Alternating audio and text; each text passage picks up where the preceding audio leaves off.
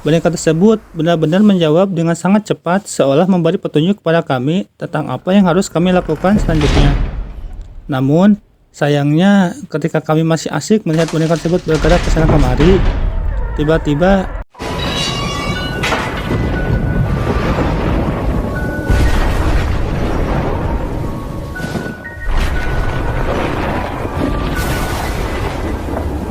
Assalamualaikum warahmatullahi wabarakatuh guys, ketemu lagi sama gua Yudi di channel Jedik Misteri. Oke, hari ini gua akan menceritakan sebuah kisah yang lumayan serem ya, yang lumayan creepy juga, yang berjudul Cai Langkung. Oke, gua inget lagi buat kalian yang baru gabung dengan channel ini untuk mengklik subscribe, share, like, and comment ya, dan jangan lupa untuk aktifkan lonceng di atas biar kalian dapat notifikasi update terbaru dari channel ini. Oke, tanpa berlama-lama lagi, kita langsung ke ceritanya.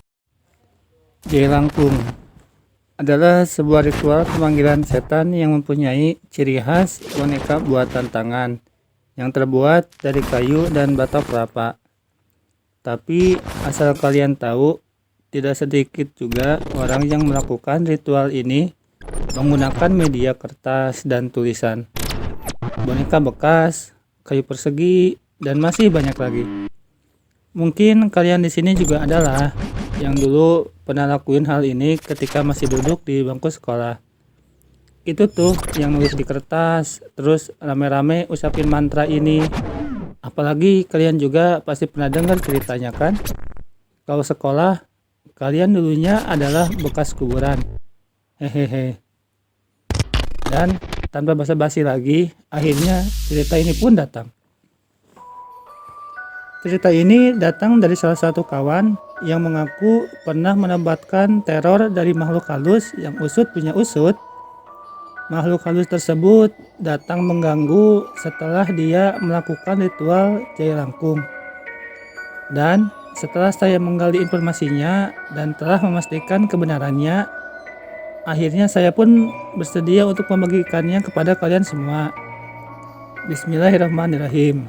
Langsung saja ya guys. Cai Langkung. Semua nama dan cerita ini disamarkan.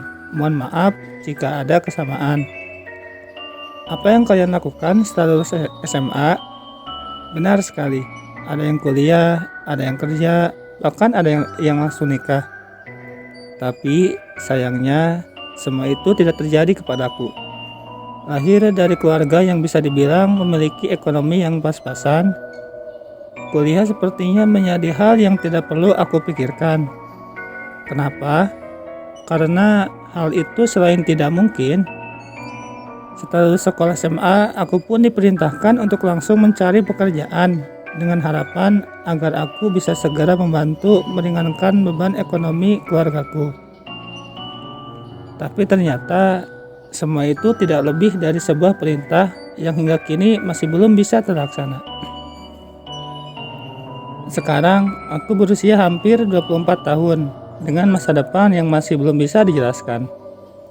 Hidup tanpa pekerjaan dengan kegiatan sehari-hari yang memang bisa dibilang tidak ada yang menguntungkan, membuatku saat itu seolah-olah sudah menyerah dengan keadaan. Dan singkat cerita, akhirnya kesempatan itu pun tiba. Malam itu seperti biasa, aku pergi ke rumah sahabatku untuk bermain dan menghabiskan malam yang memang seperti biasanya kulakukan. Perkenalkan, namaku Dimas dan temanku Wahyu. Kami adalah teman dekat sejak masih duduk di bangku SMA. Bahkan hingga saat ini kami masih tetap kemana-mana bersama-sama. Mengingat kami memang berasal dari kampung yang sama dengan keadaan yang bisa dibilang tidak jauh berbeda. Dim, ini adalah lowongan kerja, tapi agak jauh. Lo mau kagak? Ucap Wahyu tiba-tiba. Kerja apaan yuk? Sautku santai. Ya merantau lah. Lo boleh kagak sama orang tua lu? Kita hidup di sini gini-gini aja. Siapa tahu kalau kita coba keluar dari sini, hidup kita bisa berubah. Terang Wahyu. Iya sih, emang mau kemana yuk? tanyaku yang mulai serius mendengarkan ucapan Wahyu. Kemarin Om Gilang kesini nawarin kerjaan di luar kota.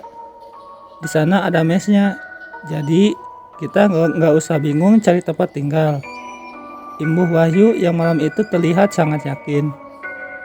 Aku sih ya harus pamit dulu sama orang tuaku yuk. Gimana? Ucapku. Oke deh, tapi lu mau kan? Ntar kita berdua satu mes.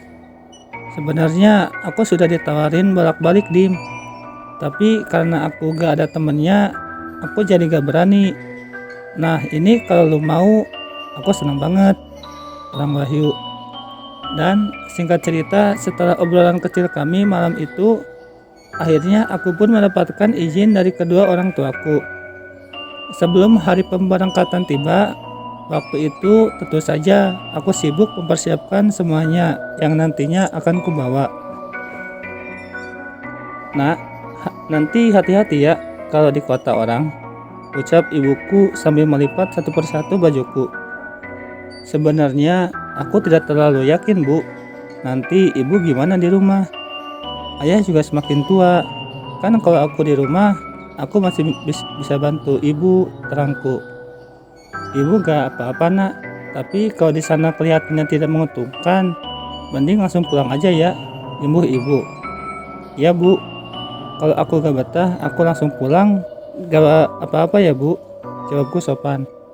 Iya nak, dicoba dulu, kamu jadi berangkat besok, tanya ibu.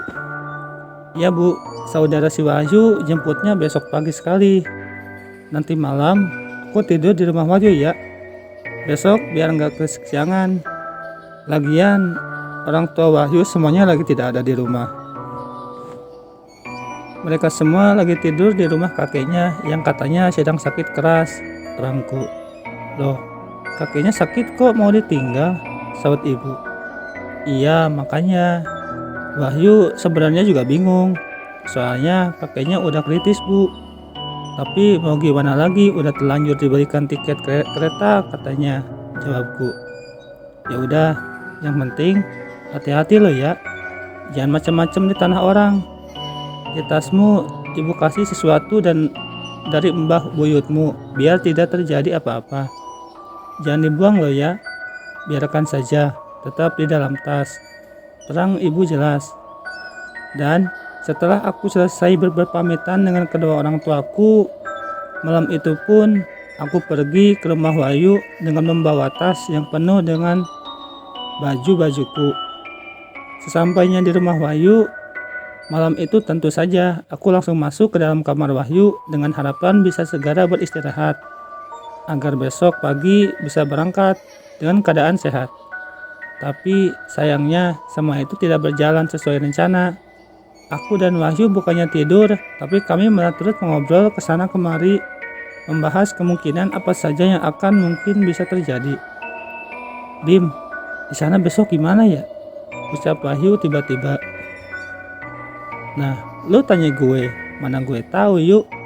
Kan gue juga masih belum berangkat sama kayak lu, jawabku. Nanti kalau kamu di sana disiksa kayak di film-film gimana Dim? Imbuh Wahyu. Ngaco lu.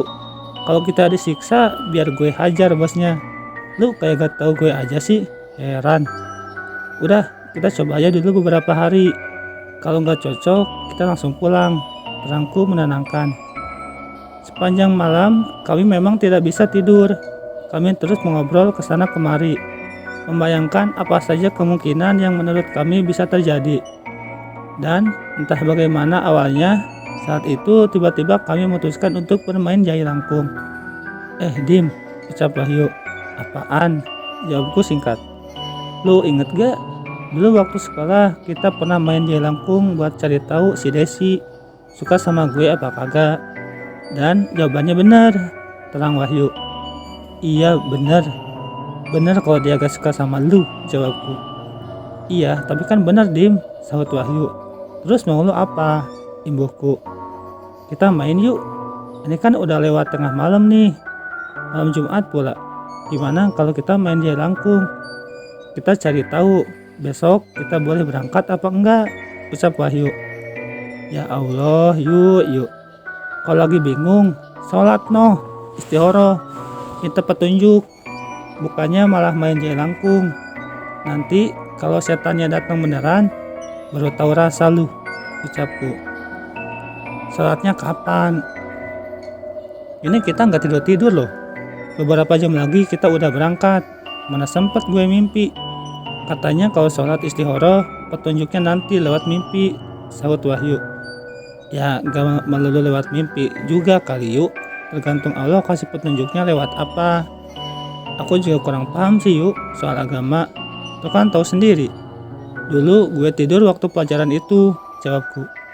Iya, tapi kebanyakan lewat mimpi petunjuknya Dim. Kita udah gak ada waktu, terang Wahyu. Ah, lu bisa aja alasan. Terserah, asal kau bahagia dah, aku ngikut. Terus gimana? Jawabku. Bentar, kita bikin dulu, ayo bantuin, ajak Wahyu. Malam itu kami memang sengaja membuat boneka jelangkung layaknya di film-film horor. Potongan kayu lengkap dengan batok kepala. Kami tata sedemikian rupa dengan harapan bisa memanggil arwah yang nantinya akan kami beri beberapa pertanyaan. Memang benar, malam itu aku bisa kalian katakan benar-benar menjadi sangat-sangat bodoh. Kenapa? Karena aku pun sebenarnya juga tahu kalau semua itu hanya sia-sia dan bisa jadi berbahaya jika mereka benar-benar datang setelah kami selesai mengucapkan mantra. Namun, ketika aku melihat Wahyu yang terlihat sangat yakin dengan apa yang akan kami lakukan, malam itu aku tidak bisa lagi berbuat apa-apa selain hanya menuruti ajakan Wahyu yang memang sudah tidak masuk akal sejak awal. Masih sangat teringat jelas di kepalaku. Waktu itu pukul 1.30 dini hari. Kami mengawali ritual pemanggilan setan tersebut. Mantra-mantra kami ucapkan dengan tangan yang memegang boneka dengan harapan boneka tersebut bergerak ke arah tulisan-tulisan yang memang sudah kami siapkan. Dan boleh percaya atau tidak, setelah beberapa kali kami gagal menggerakkan boneka tersebut, akhirnya boneka tersebut benar-benar bergerak. Boneka tersebut bergerak ke sana kemari dengan tenaga yang sangat luar biasa.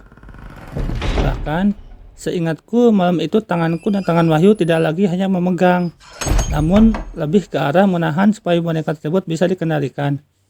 Malam itu suhu di ruangan tempat kami bermain tersebut benar-benar terasa seakan berubah. Hawa yang sebelumnya sangat dingin karena udara malam, saat itu mendadak hangat dan semakin lama semakin terasa panas. Dan tidak berhenti di situ saja. Malam itu aku tiba-tiba mencium aroma amis yang datang entah dari mana. Dan dengan tetap menahan itu semua, akhirnya kami pun mulai semua pertanyaan-pertanyaan yang memang sudah kami siapkan sejak awal.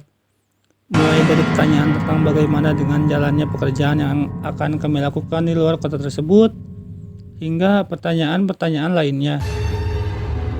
Dan aneh, boneka tersebut benar-benar menjawab dengan sangat cepat seolah memberi petunjuk kepada kami tentang apa yang harus kami lakukan selanjutnya. Namun, sayangnya ketika kami masih asik melihat boneka tersebut bergerak ke sana kemari, tiba-tiba kami mendengar suara cekikikan yang sepertinya berasal dari salah satu ruangan yang ada di dalam rumah Wahyu saat itu. Hihihihihihi. Mendengar hal itu, tentu saja kami seketika terkejut bukan main dan langsung melempar boneka tersebut ke arah lantai.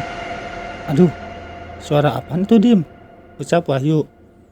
Gak tahu yuk, kita di rumah sendirian kan? Waduh, sepertinya mereka benar-benar datang, ucapku. Ayo masuk kamar Dim, aku takut nih. Rintih Wahyu sambil berlari masuk ke dalam kamarnya.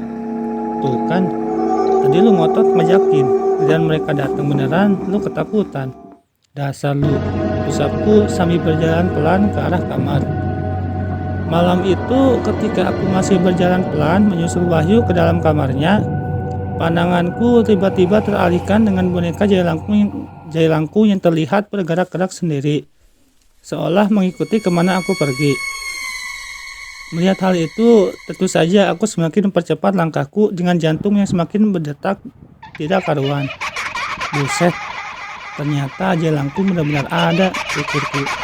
Dan sesampainya aku di kamar Wahyu, aku langsung mengunci pintu kamarnya. dan segera masuk ke dalam selimut bersama Wahyu yang memang sudah dari awal berada di situ. Aduh, gimana ini Dim? Aku takut, rintih Wahyu. Ya samalah yuk, gua juga takut. Kan kita mainnya sama-sama. Aneh lu, yang pegangin tangan gua dong. Gak enak tuh dilihat setan. Ya gue kesal. Ah lu Dim, aku serius nih. Aku takut banget, sahut Wahyu. Jadi gimana tadi? Kita besok positif berangkat apa enggak? Timuku. Jadi berangkat. Daripada di rumah ini kita diganggu setan, sahut Wahyu. Dasar lu emang. Jawab gue singkat.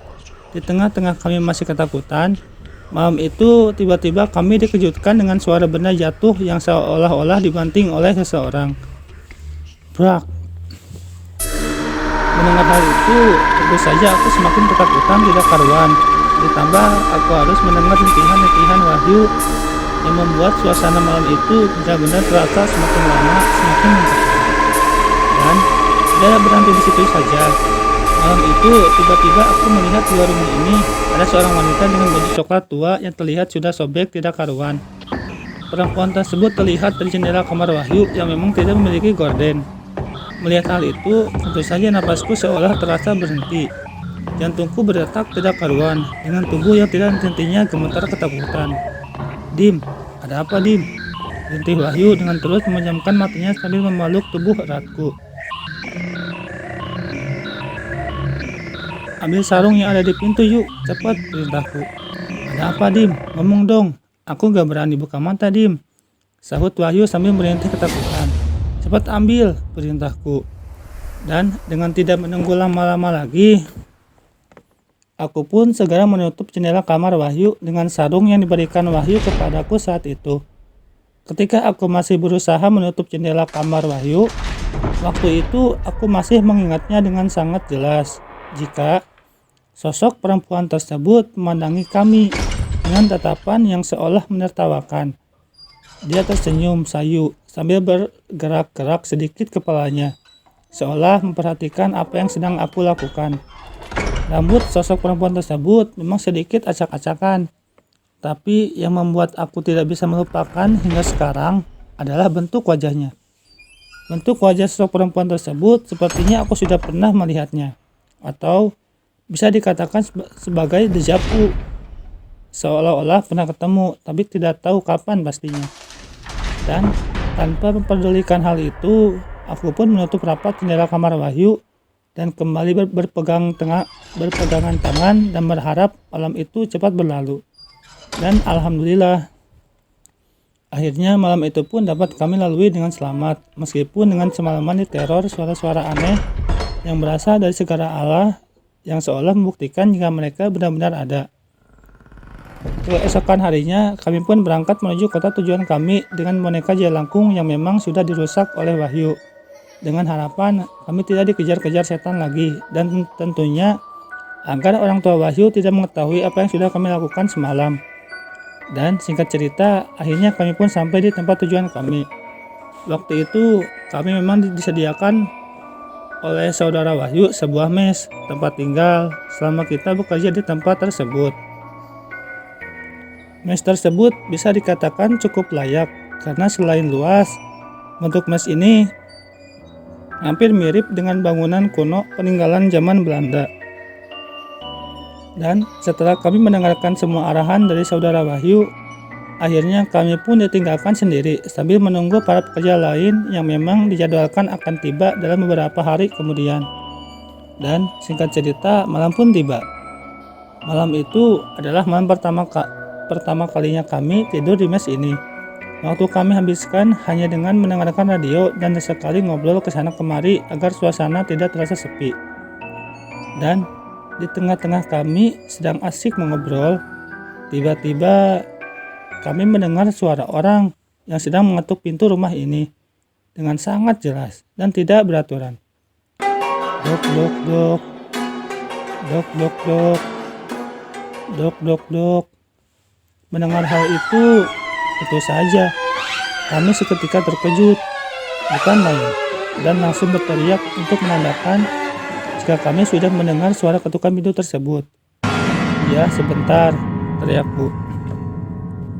Siapa ya, Dim? Kok keras banget sih? Gak bisa tuh, ngetuknya biasa saja. Bisa Wahyu. Tahu tuh, jawabku sambil berjalan cepat ke arah pintu utama dan langsung membukanya. Namun, anehnya, ketika aku membuka pintu itu, aku sama sekali tidak melihat adanya orang yang berdiri di depan pintu rumah ini. Halaman rumah ini benar-benar kosong, dengan tidak adanya satupun orang yang terlihat. Namun, setelah aku menoleh ke arah kanan dan ke kiri, aku sempat melihat adanya anak kecil sekitar 10 tahunan berlari ke arah samping pohon sawo yang memang berada tepat di depan pojok halaman rumah ini. Anak kecil tersebut terlihat aneh dengan sama sekali tidak mengenakan pakaian alias telanjang bulat. Melihat hal itu, tentu saja aku langsung terkejut bukan main, sambil seluruh tubuh yang tiba-tiba merinding tidak karuan. Dan tidak berhenti di situ saja. Ketika aku sedang memperhatikan lebih dalam ke arah pohon sawo tersebut, dari kejauhan, tiba-tiba pandanganku teralihkan dengan sosok perempuan yang sama yang pernah kulihat ketika aku masih berada di dalam rumah Wahyu kemarin malam. Malam itu, sosok tersebut masih mengenakan pakaian yang sama seperti yang ia kenakan sebelumnya. Namun, kali ini aku bisa melihat dengan sangat jelas jika kaki perempuan tersebut ternyata sangat kecil sekali, seolah hanya tersisa tulang belulang dengan tidak adanya sedikit pun daging yang menempel seperti halnya kaki perempuan pada umumnya. Mengetahui hal itu, tentu saja ketakutanku bertambah luar biasa. Dengan seluruh badanku yang tidak henti-hentinya gemetar karena ketakutan. Dan di tengah-tengah aku masih tertegun dengan adanya sosok perempuan tersebut, tiba-tiba aku dikagetkan dengan suara panggilan Wahyu yang sangat itu terdengar keras. Siapa, Dim? Teriak Wahyu. Ketika aku menoleh ke arah Wahyu, tepat di belakang Wahyu, aku melihat dengan mata kepalaku dan diperjelas dengan lampu yang saat itu sedang menyala terang. Aku melihat adanya sosok pocong yang benar-benar berada di sekitar 5 meter di tempat Wahyu berdiri. Sosok pocong tersebut sangat jelas dengan seluruh wajah yang terlihat hitam pekat, ditambah kain putih lusuh yang berbalut seluruh tubuhnya, yang membuat rasaku saat itu sudah tidak lagi bisa kugambarkan. Melihat hal itu, tentu saja aku seketika menjamkan mata sambil menutup pintu utama rumah ini dengan terus berdoa sekuat tenaga agar semuanya baik-baik saja. Kok diam aja? Siapa tadi yang ngetuk pintu? Tunggu Wahyu sambil berjalan pelan ke arahku. Dan dengan tidak menjawab pertanyaannya, waktu itu aku langsung merangkul badan Wahyu dan mengajaknya untuk segera masuk ke dalam kamar tidur yang memang terletak tepat di belakang pintu utama rumah ini. Ayo tidur yuk, ajakku sambil memastikan agar dia tidak melihat ke arah belakangnya. Sesampainya di kamar tidur, aku terus memikirkan semua yang sudah aku alami, sambil tidak berhenti-hentinya membaca doa sebisanya. Malam itu, suasana rumah ini semakin lama semakin tidak mengenakan. Aroma aneh ditambah suara-suara yang semakin lama semakin terdengar jelas seolah menjadi bukti jika adanya sesuatu yang sedang mengincar kami. Dan anehnya, sebuah gangguan itu seperti hanya ditujukan kepadaku. Wahyu yang sebelumnya ku tahu sangat penakut saat itu tiba-tiba berubah menjadi sangat tenang dan seolah tidak terpengaruh dengan apa yang sedang terjadi di rumah ini. Hal itu terlihat dari ketenangan dia ketika mendengar suara-suara aneh dan bau-bau aneh yang saat itu kurasa sangatlah menyeramkan. Lu gak denger atau ngerasain sesuatu yuk? Tanyaku heran. Dengar apaan? Enak banget lo di sini, luas banget kamarnya. Aku mau tidur dulu ya, capek banget. Ucap Wahyu santai sambil mulai menjamkan mata. Mendengar hal itu bukannya tenang, aku malah mulai curiga dengan semua sikap Wahyu. Kenapa? Karena sejak kecil, aku memang sudah mengenal Wahyu dengan sangat baik. Melihat perubahan sikap Wahyu yang tiba-tiba berubah total, tentu saja saat itu perasaanku seketika berubah menjadi tidak tenang. Dan dengan tetap berusaha berpikiran positif, Aku pun akhirnya ikut tidur sambil mulut yang tidak berhenti membaca doa agar semuanya baik-baik saja. Dan akhirnya sekitar pukul 3 dini hari, aku terbangun karena aku mendengar suara tangisan yang saat itu semakin lama, semakin bisa kudengarkan. Hihihihihi, hihihihihi, hihihihihi. Mendengar hal itu, aku pun seketika terkejut dan segera membangunkan Wahyu. Tapi anehnya, bukannya bangun, saat itu tubuh Wahyu tiba-tiba terlihat sangat pucat dengan wajah yang menguning, ditambah bibir yang berwarna kehitam-hitaman.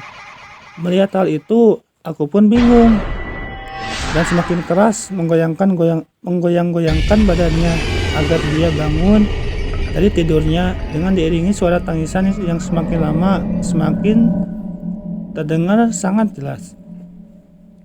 "Yuk, bangun yuk.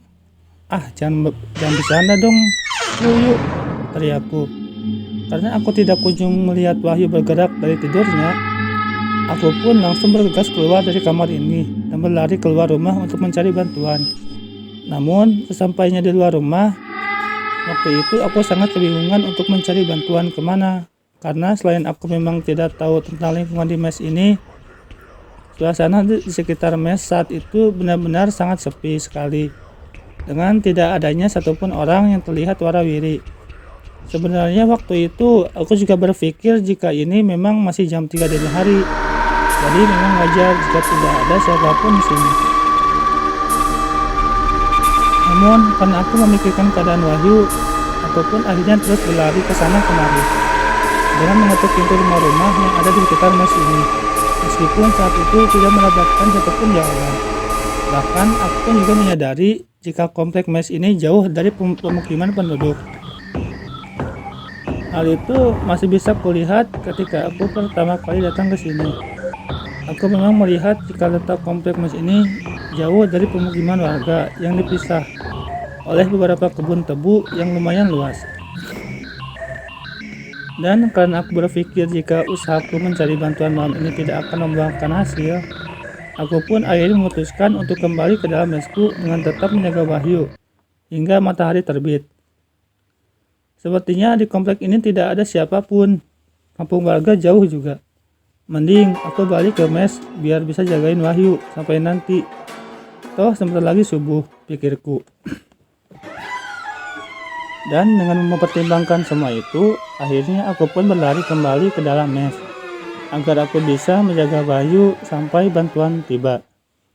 Namun sayangnya ketika aku masih sampai di halaman mes, waktu itu aku kembali terkejut karena aku melihat Wahyu yang tiba-tiba sudah terbangun dan sudah ada di samping pohon sawo sambil menggaruk-garukkan tangannya ke tanah. Grek, grek, grek, grek, grek, grek. Melihat hal itu, tentu saja aku langsung memegangi badannya sambil terus berusaha menyadarkannya. "Yuk, sadar yuk." "Astagfirullah," teriakku. Waktu itu, aku lagi-lagi juga melihat adanya sosok perempuan yang memang sudah beberapa kali kulihat tersebut. Sosok perempuan tersebut berjalan pelan, mondar-mandir di dalam mes seolah memang sedang menunggu kedatangan kami. Semua itu dapat kulihat jelas dari arah pohon sawo yang memang terletak tepat di pojok depan rumah ini. Dan tidak berhenti di situ saja. Waktu itu aku juga sempat melihat kembali sosok pocong yang diam dan sesekali meloncat, mendatangiku dan Wahyu yang saat itu memang sudah tidak bisa sadarkan diri. Karena aku berpikir jika semuanya sudah tidak aman lagi, akhirnya tanpa pikir panjang, aku pun langsung menggendong Wahyu sambil berjalan cepat keluar dari komplek mes tersebut. Anehnya, ketika aku menggendong Wahyu, aku mendengar dengan sangat jelas di telingaku waktu itu Wahyu tidak berhenti bergumam dengan sekali tertawa cekikikan. Dia terus bergumam tidak karuan. Namun setelah aku dengar lebih dekat lagi, ternyata dia tidak bergumam, tapi mengucapkan mantra yang memang sempat kami baca sebelum kami berangkat ke sini kemarin malam, yaitu Jelangkung, datang dari jemput, pulang dari antar. Bukan menggunakan bahasa Indonesia, namun menggunakan bahasa daerah.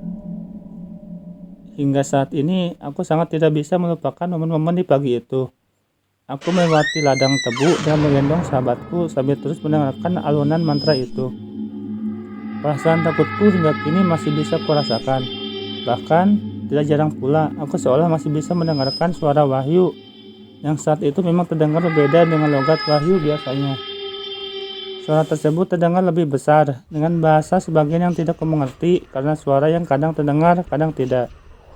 Namun ucapan jelangkung tersebut tidak akan bisa aku lupakan karena memang dia menyebutkan berulang-ulang. Singkat cerita, aku berhasil bertemu dengan seorang memakai sepeda ontel yang sepertinya hendak berangkat ke ladang. Aku pun dibantu untuk menggendong Wahyu yang kemudian diajak menuju rumah salah satu warga yang ada di kampung tersebut. Di rumah warga tersebut, aku menceritakan semua yang kami alami. Dan karena ada beberapa warga yang juga bekerja di tempat yang sama, akhirnya kami pun tidak kesulitan untuk memberi kabar kepada saudara Wahyu yang memang kami tahu beliau memiliki jabatan di tempat kerja tersebut. Dan akhir cerita, aku pun kembali pulang ke rumah dengan mengurungkan niatku untuk bekerja di tempat tersebut.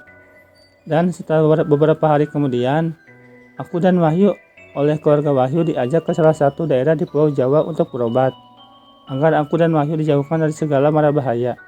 Tapi sayangnya, hingga beberapa tahun berikutnya, keadaan Wahyu semakin lama semakin aneh saja. Kadang nggak apa-apa sih mas, kadang tiba-tiba ngomong, tertawa, dan ketakutan sendiri. Gak jelas gitu pokoknya, ucap kakak Wahyu. Dan setelah sekian lama berlalu, akhirnya aku mendengar jika Wahyu mengalami sakit epilepsi atau ayan, yang membuatnya terkadang kejang-kejang tidak karuan. Mendengar hal itu, tentu saja perasaanku sedih dan sangat terpukul mengingat aku dan Wahyu adalah teman baik sejak kami duduk di bangku sekolah. Sesuai permintaan narasumber, kami tidak diberi izin untuk menuliskan bagaimana keadaan Wahyu selanjutnya. Mohon pengertiannya ya, karena keluarga Wahyu meminta tidak menyangkut pautkan kondisi Wahyu dengan hal yang berbau mistis. Dan akhir cerita, kini aku sudah memiliki istri dan 3 orang anak yang tumbuh semakin dewasa. Semua pengalamanku itu tentu saja tidak akan pernah bisa kulupakan seumur hidupku.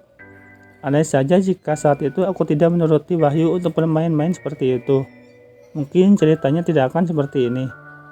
Namun, pada akhirnya, aku pun sadar, jika semua itu sudah menjadi takdir ilahi, aku pun berusaha ikhlas menerima dan menjadikannya sebagai pelajaran yang sangat berharga.